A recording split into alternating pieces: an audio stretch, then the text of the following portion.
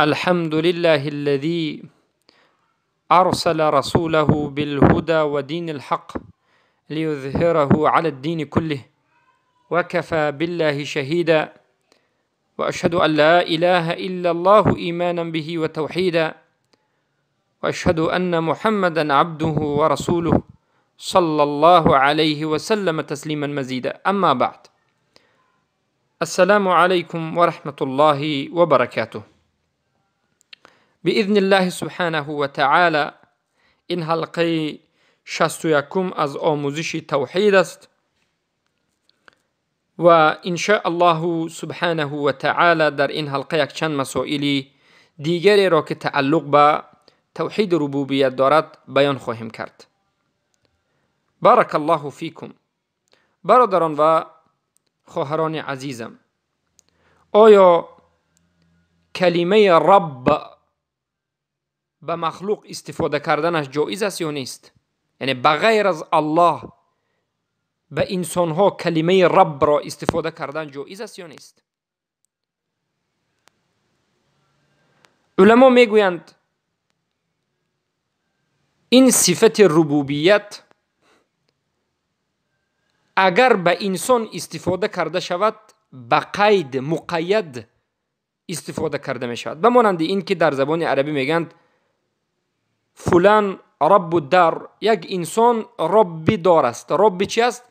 ربی دار است یعنی صاحب همین خانه هست یا مالک همین خانه است.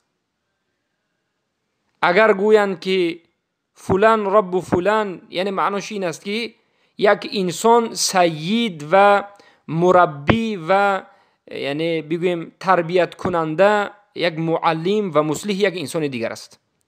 چخیلی که این مسئله در آیت قرآن آمده است، در سوره یوسف آیت 42 آمده است که الله سبحانه و تعالی بیان میکرد اذکرنی عند ربک، یا در آیت بگیم سوره یوسف آیت 42 فیسقی ربه خمرا. در هر دوی این آیت الله سبحانه و تعالی صفت ربوبی بگیم الرب را، صفت الرب نه فقط به الف و لام، رب را به انسان نسبت داده است. اما زمانی که الف و لام به پیش کلمه رب می دارد، این فقط به الله استفاده کرده می شود و به غیر الله به هیچ کسی استفاده کردن کلمه الرب جایز نیست. بار دیگر تکرار میکنیم، وقتی که الف و لام به پیش رب درآمد، الرب شد، این خاص الله است. این خاص الله است. هیچ کسی حق ندارد به یک انسان الرب بگوید. اما به الف لام فقط رب باشد، مقید مطلق نه مقید باشد، به انسان استفاده کردنش در زبان عربی جایز است. بارک الله فیکم. مسئله دیگر این است که مکانی که ایمانی به ربوبیت در همون جا به وجود می آید، یا به دیگر عباره بگویم محل ایمان در ربوبیت در کجاست؟ برادران و خواهران عزیزم بارک الله فیکم، ایمان به ربوبیت همه اش از قبیل اعتقادی است. برای همین ما در تقسیمات توحید و نامگذاری های توحید ربوبیت و الوهیت اسما و صفات بیان نمودیم که توحید ربوبیت را توحید علمی میگویند یا نظری میگویند یا اعتقادی میگویند، زیرا که توحید ربوبیت همه اش از قبیل اعتقاد است. بارک الله فیکم. بخلاف الوهیت اعتقادی و عملی و زیادترش عملی هست. اما باید دانیم که شرک در ربوبیت هم اعتقادی هست هم عملی هست که متعلق به جوارح و جسم انسان است. بمانند قانون برآوردن، حکم کردن به غیر ما انزل الله، صورت گرفتن یا آویزان کردن یگان حلقه یا که تومار یا که تشاؤم کردن یا که دشنام دادن دهر زمان یا که دشنام دادن شمال، این همه از نمودی شرکی در ربوبیت است. شرک اکبر و اصغر. ما در اینجا هم شرک اکبر و هم شرک اصغر را ذکر کردیم. قانون برآوردن، حکم کردن به غیر ما انزل الله، این شرک اکبر است، معروف است. شرک اکبری عملی در ربوبیت همین هست. اما رسم گرفتن یا که تومار آویختن یا اون رشته را آویزون کردن یا که تشاؤم یا که دشنام دادن زمان یا که دشنام دادن شمال، اینها شرک اصغر است در ربوبیت. پس شرک در ربوبیت هم قولی با سخن می شود، هم با عمل می شود، هم با اعتقاد می شود. بارک الله فیکم. و این چنین شرک در ربوبیت می شود شرک اکبر و اصغر. شرک اکبر، بگیم شرک اکبر در ربوبیت این اصل است. اصل شرک این شرک اکبر است. و این چنین شرک اصغر در ربوبیت وجود دارد. به مانندی گفتیم آویزان کردن تومور یا که دشنام دادن زمان یا که به مانند این که یک قول رو بگید ما شاء الله و شئت، یعنی اون چیزی که الله خواست تو خواستی و اگر الله نمی بود تو نمی بودی، همچنین سخنها اینو البته شرک اصغر است. بارک الله فیکم. شرک اصغر در ربوبیت. پس ربوبیت با خود شرک اکبر دارد و شرک اصغر. وقتی که ما به حیات مردم مسلمان های امروزه میبینیم که شرک اصغر در ربوبیت زیاد وجود دارد، در بین مردم زیاد وجود دارد. بله شرک اکبر وجود دارد، لیکن اصغر هم وجود دارد. در بعض انسان هایی که سبحان الله خودشون مسلمان خوب میشمارند شرک اصغر وجود دارد و شرک اصغر در ربوبیت به نهایت پنهان شده است. به مانند گفتیم تومور رو ویزون کردن، به نزد بگیم ساحرانی که امروز دعوای علم غیب میکند، البته به نزد اونها رفتن حالا تصدیق نکرده، شرک اصغر است. وقتی که انسان میرد و گفتی اونها را تصدیق میکند به کفر واقع میشود. پس بارک الله فیکم، این نمودهای شرک در ربوبیت بود. اما قسمهای ایمان آوردن به ربوبیت، چگونه ایمان آورده می شود به ربوبیت؟ علما میگن ایمان آوردن به ربوبیت به دو قسم تقسیم می شود، یعنی قسم کمال و اصل. یعنی در این موضوع به شما میخواهم بیان بکنم که ربوبیت اصل دارد و کمال دارد. وقتی که انسان اصل ربوبیت را ترک میکند، به اصل ربوبیت ایمان نمی آورد، او کافر شده است. اصلی چیز وقتی که نابود می شود انسان کافر می شود. ما اصل دین داریم، اصل ایمان داریم، اینچنین اصل ربوبیت داریم.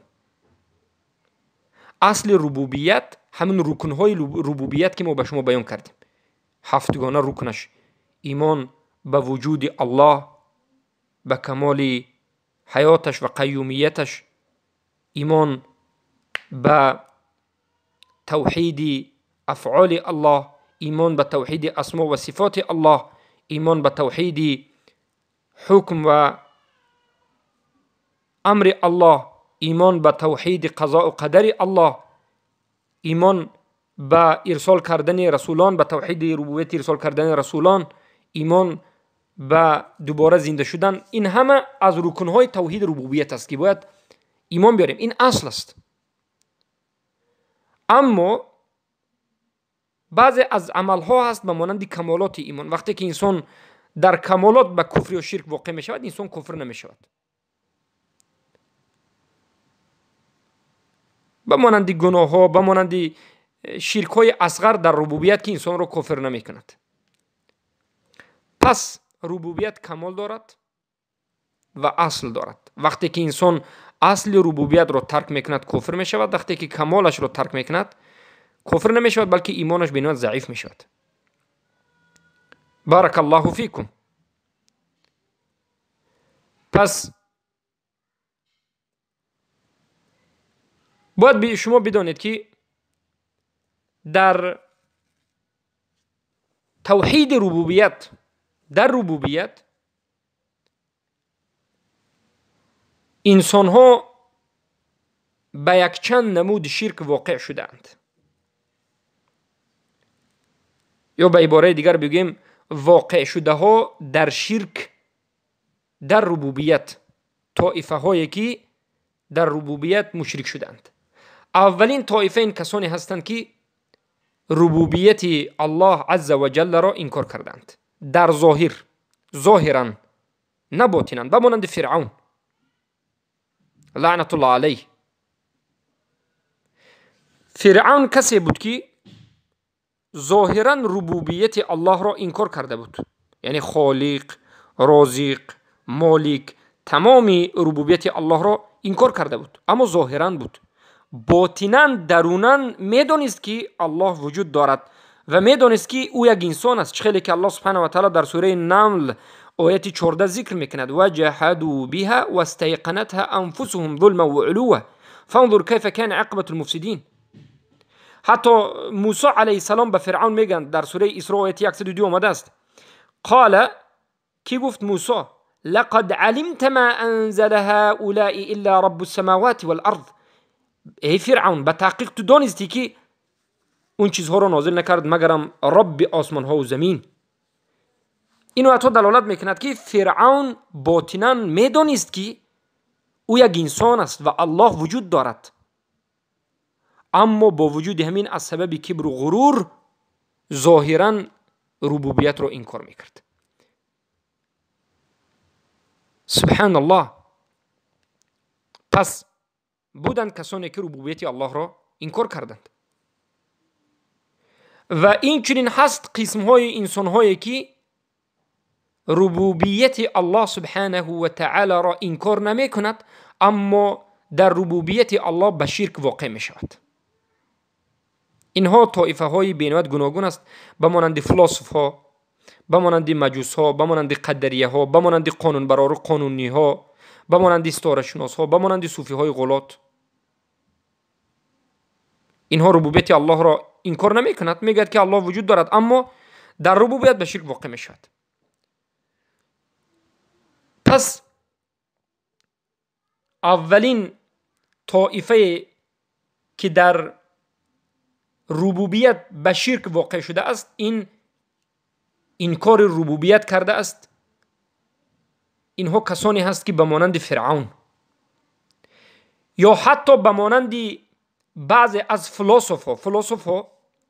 فلسفه بینویت چیز خطرناک است. فلسفه همچنین چیز است که انسان را متحیر میکند، به حیرت واگذار میکند و آهسته آهسته حتی به الله سبحانه و تعالی هم به حیرت و شک می آید و بالاخره خالق بودن الله، رازق بودن الله، ربوبیت الله را انسان فلسفه خوانده و عالم فلسفه شده و به فلسفه مشغول شده ربوبیت الله را انکار میکند. از همین جهت در نزد اهل سنت و الجماعت و در نزد دین اسلام فلسفه این بدترین علم است، مذموم است. اما در نزد کفار و دنیویت این البته علمی بینات خوب است و در نظر اونها، نه در نظر شریعت. و این چنین کسانی که ربوبیت الله را انکار کردند به مانند کمونیست ها بگیم، به زبان عربی اینها را شیوعیه میگد، که سرکرده این عقیده مارکس، لینین، این بدبختان بودن لعنت الله علیهم که ربوبیت الله را انکار کردند. این ملاحده گفتند که هیچ دین وجود ندارد، هیچ آفریدگار وجود ندارد، هیچ خالق رازق، هیچ یگان سبحان الله اله وجود ندارد. این همه طبیعت خود به خود به وجود آمده است.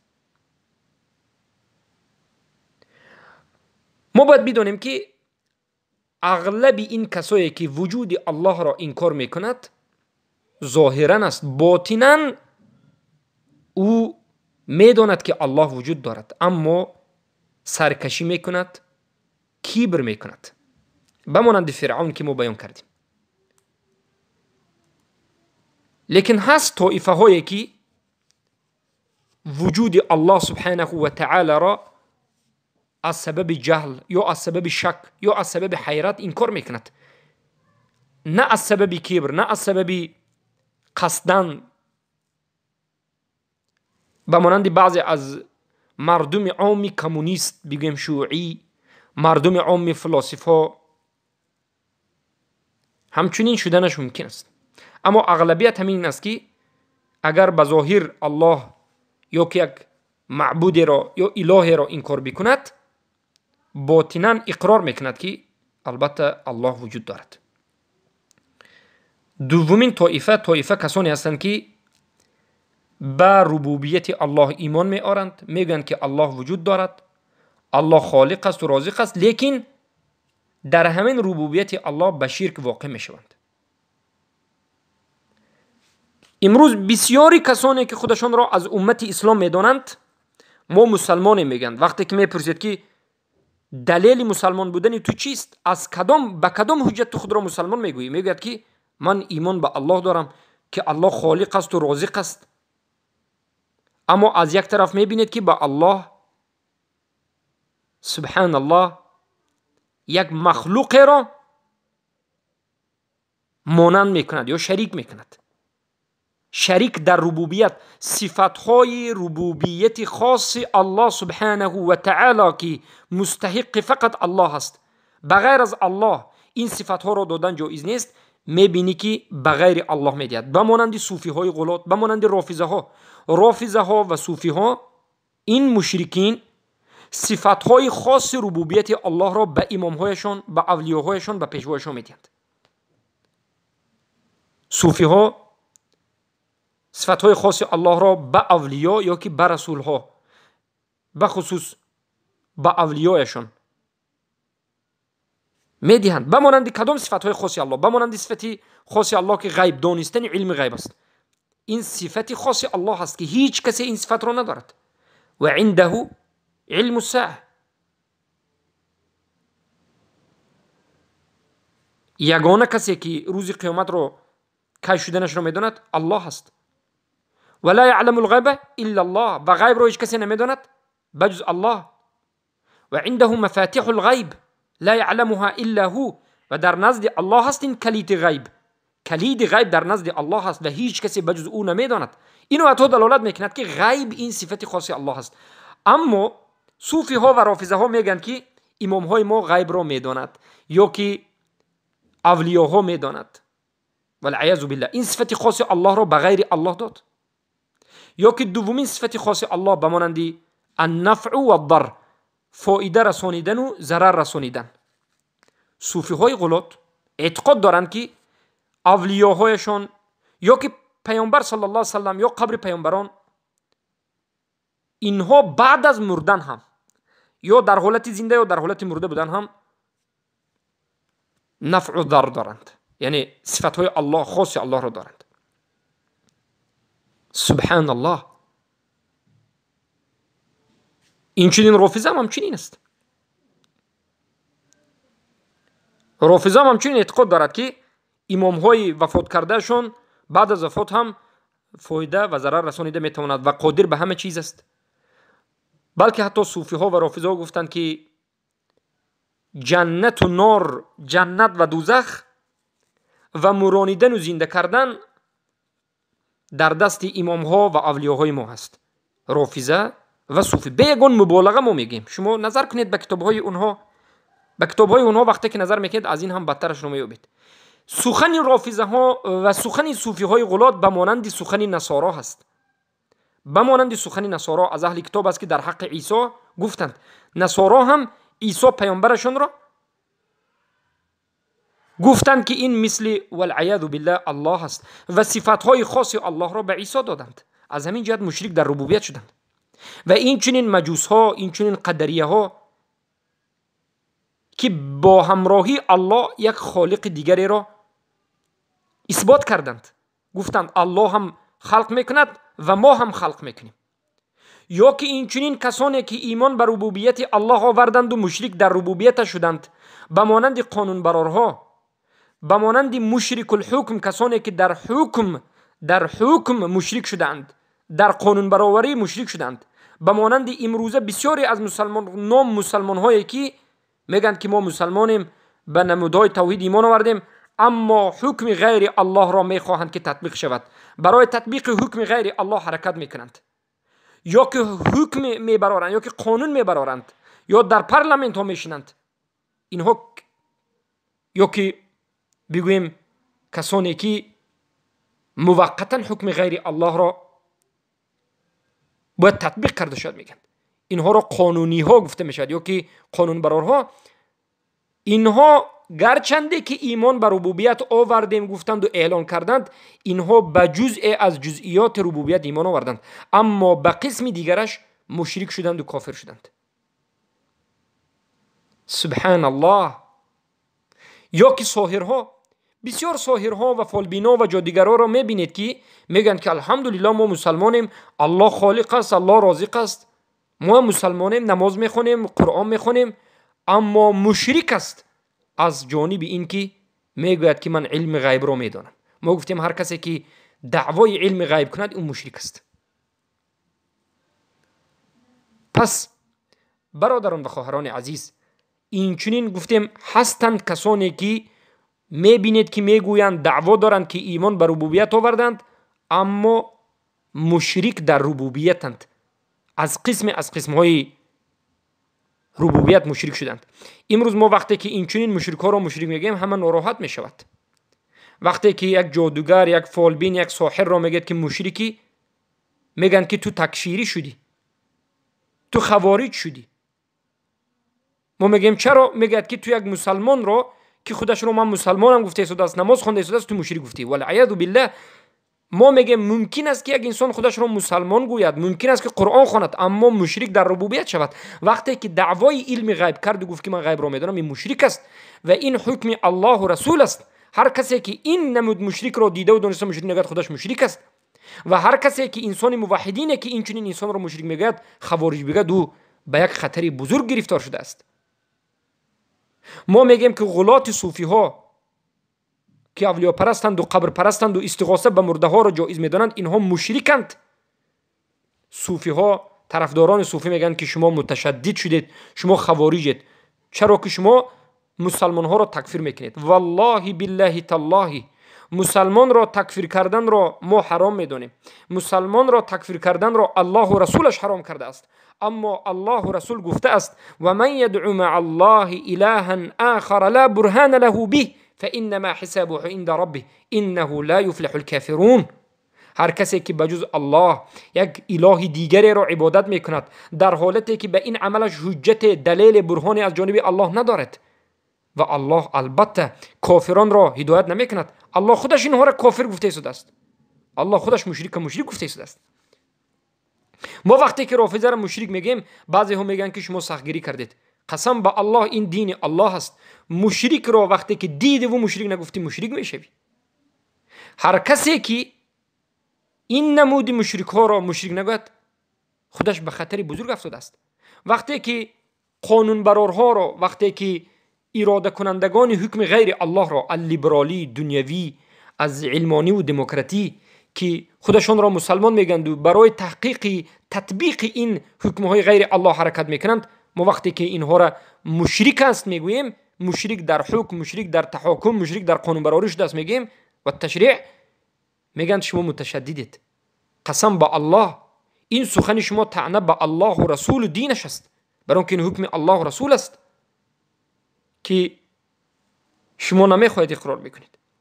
پس این دومین نمود کسانی که در ربوبیت مشرک شدند. و سومین نمود کسانی که در ربوبیت مشرک شدند این است که کسانی هستند که ربوبیت را قبول کرده اند و به همه رکنهای ربوبیت ایمان آوردند. به 7 رکن ربوبیت ایمان آوردند، در ربوبیت ایمان دارند، اما از جانب لوازمات، چیزهای لازمی ربوبیت مشرک شدند. ما در حلقه گذشته بیان کردیم که وقتی که انسان به ربوبیت ایمان می آورد، به این 7 رکن ایمان می آورد، توحید ربوبیت را اثبات میکند و به توحید ربوبیت اعتقاد میکند، تصدیق میکند، قبول میکند، ایمان می آورد، این یک چند چیزها را طلب میکند. یعنی لازم یک چیزهای ضروری باید به وجود آید. وقتی که یک انسان میگه که من ایمان آوردم به توحید ربوبیت، باید یک چند چیزهای هست که باید به همون عمل کند.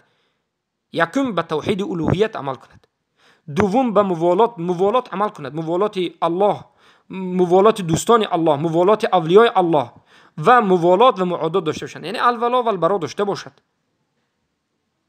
و یا که حکم به حکم الله رسول بکند و مراجعت به محکمه های شرعی کند، ایمان به قضای قدر الله بکند، الله بزرگ شمارد، از پیامبر صلی الله علیه و پیروی نماید. اینها چیزهای لازمی هست، چیزهای لازمی توحید ربوبیت. هر کسی که توحید ربوبیت را میگوید که ایمان آوردم، باید همین چیزها به وجود آید. وقتی که این چیزها به وجود نآمد، انسان از همین جانب لازمیت باز مشرک می شود. سبحان الله. پس این بودند مخالفانی که در توحید ربوبیت وجود دارند. یک قسم است که توحید اصلا ربوبیت رو انکار میکند، یک قسم است که ربوبیت رو اقرار میکند و اما مشرک در ربوبیت است، یک قسم است که در ربوبیت مشرک نیست بلکه در چیزهای ضروری ربوبیت، لازمیت های ربوبیت مشرک شده و در توحید ربوبیت مشرک حساب میشود. بارک الله فیکم. این بود مشرک هایی که در ربوبیت وجود دارد. پس نمودهای مخالفت ها و بد کننده یا که نابود کننده توحید ربوبیت، یعنی به کدوم نمودی مخالفت، به کدوم نمودی، یا بگویم به عباره دیگر کدام نمودی کفر و شرک در توحید ربوبیت وجود دارد. در ربوبیت اولین مخالفت به توحید ربوبیت این انکار نمودن وجود رب عز و جل است. هر کسی که وجود الرب را انکار میکند او مشرک است، او به بزرگترین مخالفت ربوبیت واقع شده است.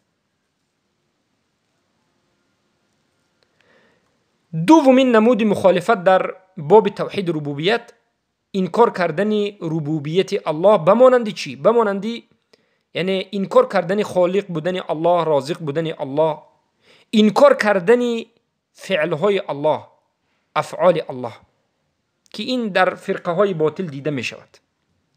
سومین نمود مخالفت در باب توحید ربوبیت این اثبات نمودن ربوبیت الله بغیر توحید، یعنی یک کسی توحید ربوبیت را اقرار کند و شرک در توحید ربوبیت را به وجود آورد. بمانند این که یک مخلوق را به خالق، یک مخلوق را به الله مانند کند و صفتها و فعلهای خاص ربوبیت الله را به همین مخلوق بدهد.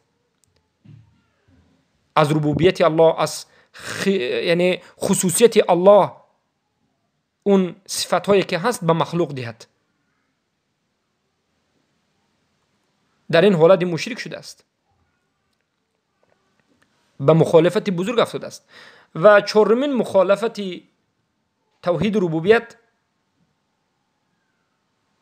یعنی انکار بعضی از فعلهای الله هست، یا این بگویم نابود کننده توحید ربوبیت نیست، بلکه بد کننده یا که کم کننده یا که ضعیف کننده توحید ربوبیت است.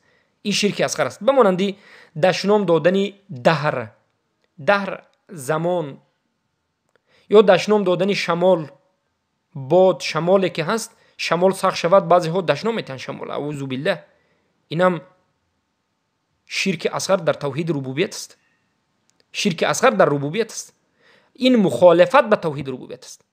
یا که تشاؤم بمانند یعنی بعضی چیزهای یعنی فولبینی کردن، بمانند این که مثلا پیش من یک گربه گذشت این بدی دارد، یا که فلان حادثه شد این بدی دارد، گون تشاؤم میکنند که البته تشاؤم جایز نیست و این شرک اصغر است. یا که طعنه زدن به خلق الله، یا کم نظری کردن به خلق الله، یا که اعراض کردن به قدر الله، این همه سرشویش از شرک اصغر است. اینها مخالفت های توحید ربوبیت است که توحید ربوبیت رو ضعیف میکند. پنجمین نمودی مخالفت توحید ربوبیت این خارج شدن از شریعت الله و از امر الله، از حکم الله، از قانون های الله، از حلال کرده ها و حرام کرده های الله، یا بد دیدن و قبول نکردن بعضی از آن چیزهایی که الله نازل کرده است، یا که دشنام دادن الله والعیاذ بالله، یا که استهزا کردن و مسخره کردن صفاتهای فعلی الله، یا استهزا و مسخره کردن یا دشنام دادن دین الله یا رسول الله والعیاذ بالله. این همه مخالفت های توحید ربوبیت است. این چنین انسان ها مشرک است در توحید ربوبیت و مشرک شرک اکبر است. این همه گناه های بیند وزنین ترین شرک های اکبر است. همش کسی که به این چیزها واقع شد اگر توبه نکرد و وفات کرد البته که ابدالابد در جهنم می سوزد. ششم مخالفت توحید این تشبیه کردن الله سبحانه و تعالی به خلقش، الله را به خلق مانند کردن، یا نسبت دادن کمبودی به الله، به مانندی نسبت کردن فرزند، یعنی الله فرزند دارد گفتن، یا الله خوب میکند گفتن، یا الله مانده شد گفتن، خسته شد گفتن، یا دشنام دادن الله سبحانه و تعالی والعیاذ بالله. این همه از مخالفت های توحید ربوبیت و شرک در توحید ربوبیت است و شرک و کفر در توحید ربوبیت، بگم شرک و کفر در ربوبیت است و مخالفت در توحید ربوبیت است. هفتمین نمود مخالفت در توحید ربوبیت این بزرگ نشماریدن الله و نترسیدن از الله همون قدری که باید ترسیده شود، یعنی حق ترس الله را به جان آوردند. این به چی کارها؟ به مانندی انجام دادن گناه ها، واقع شدن به کبیره ها، گناه های کبیره، ترک کردن امرهای شرعی الله و غیره. اینها گرچنده که شرک اکبر نیست، اما سبحان الله این یکی از بزرگترین گناه و بینات خطری بزرگ به صاحبش دارد و این یک نوع مخالفت در ربوبیت است. وقتی که انسان گناه میکند و بی‌ملال میکند، این دلالت میکند که الله را بزرگ نشماریده است و حق ترس الله را به جان آورده است. انا از همین جهت گناه سبب مخالفت در توحید ربوبیت میشد. هشتمین نمود مخالفت در توحید ربوبیت سحر، جادوگری، دعوا کردن علم غیب، فالبینی، که این مخالفت اکبر، شرک اکبر است. هر این چنین کسی که دعوای سحر و جادو، دعوای علم غیب و غیره میکرد، این چنین انسان ها مشرک اکبر است و به مخالفت توحید ربوبیت واقع شده است. نهمین مخالفت توحید ربوبیت انکار کردن خلق افعال عباد، به مانند قدریه ها انکار میکند خلق کردن فعل های بنده را. قدریه ها میگد که الله فعل های بنده را یعنی خلق نکرده است. یا که جبریه ها انکار میکند اسباب و فعل های بنده را. هر دوی عموما قدریه ها و جبریه ها که در حلقه گذشته به شما عقیده‌اش گذشت، هر دوی این طائفه و فرقه در طعن در ربوبیت واقع شدند. اینها مخالفت های بود که نمودهای مخالفت های بود که در نسبت توحید ربوبیت به وجود می آید که ما باید از این همه خود را نگاه داریم و دور گیریم. برادران عزیز و خواهران بزرگوار، بارک الله فیکم و حیاکم الله بیاکم. پس همین مخالفت ها که ما ذکر کردیم، مخالفت های توحید، به دو قسم تقسیم می شود: مخالفت های اکبر و مخالفت های اصغر. یعنی مخالفت های توحید ربوبیت هست که این شرک اصغر و کفر اصغر گفته می شود، و مخالفت های توحید ربوبیت هست که شرک اکبر و کفر اکبر گفته می شود. یعنی اگر مخالفت های باشد که یک انسان بیاید و مخالف در توحید ربوبیت عمل را انجام بدهد که این نابود کننده اصلی ایمان بر ربوبیت باشد، در اینجا به شرک اکبر واقع شد.